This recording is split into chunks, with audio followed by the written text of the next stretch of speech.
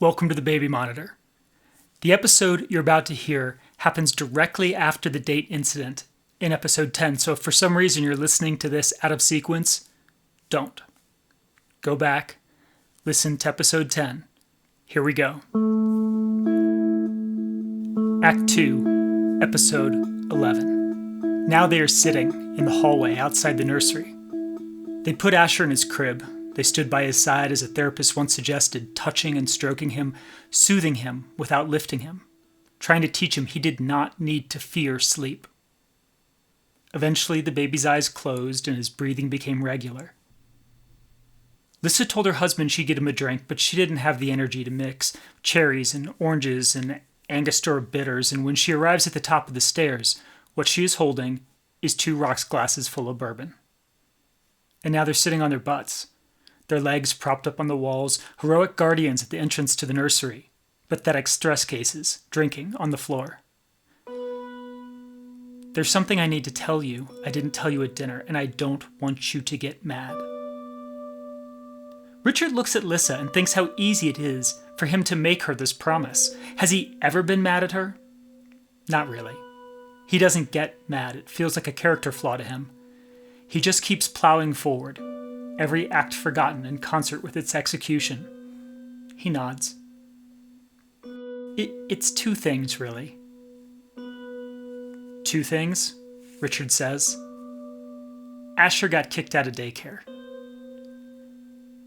Richard observes the liquid in his glass. Well, fuck. Yesterday, Lissa continues. Why didn't you tell me? I don't know. I was too tired to process. Well, what'd you do with him? Did you call in or... No, I brought him to work with me. All day? Yeah, that's the other thing I need to tell you. I quit. Richard does not speak or even look at her. She continues, I couldn't. I thought I could, but I couldn't make it work. Lissa thinks about the moment Asher crawled underneath the coloring chemicals. The time his fists found the shears. The time she took him out to the car and let him sleep there and spent the next hour terrified the cops were going to walk in and arrest her for being a negligent monster. But what was she supposed to do? She just says, you subtract daycare from what I make, subtract taxes, it doesn't really make sense for me to work anyway. I have plenty of clients, I have people I could call, I could start cutting again. Richard replies, yeah, except the health insurance, except the mortgage, except in 5 years when he goes to school and you don't have a career. It's not the money, Lissa. Now Lissa's not sure what route to take. Get angry? Ask for forgiveness? Do something wifely? Kiss his neck? Storm into the bedroom and slam the door. She looks down the hallway at it, and Richard looks too and sees there is only a hole where the handle should be. Holy shit, he says. What happened to the door? I don't know. It was locked. Asher was in there. I had to break in, Richard. Richard scoots his back up the wall, trusting in this new house to help him stand. He pushes off, stumbles into the bedroom.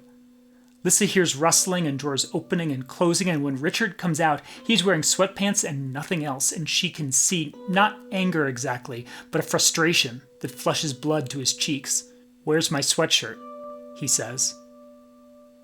She blinks. She quit her job and destroyed the door, and this is what he wants to know? She says, what? My favorite sweatshirt that you always steal, where is it? I don't know, I washed it. Well, then where is it? In the hamper? It's not in the hamper, Lissa. Don't call me Lissa. Don't lose my sweatshirt. Richard, who cares about the sweatshirt? He looms tall in the doorframe. I do.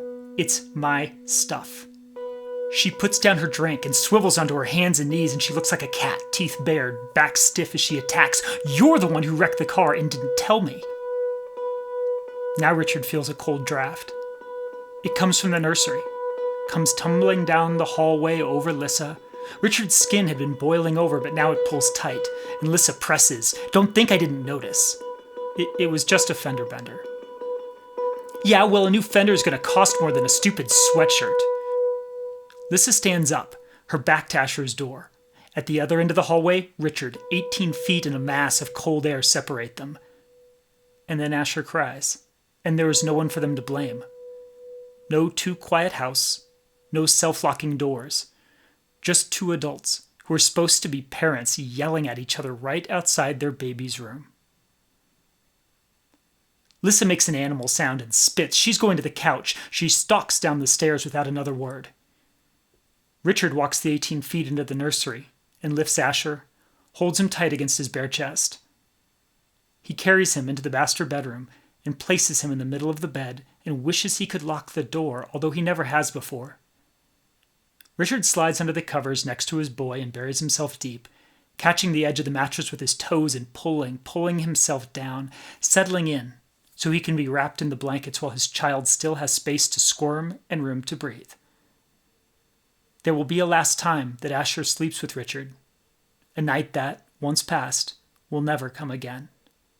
And this may not be that night, but still Richard takes deep breaths and reminds himself, someday I will miss this. Thanks for listening to episode 11 of The Baby Monitor, a podcast of family horrors.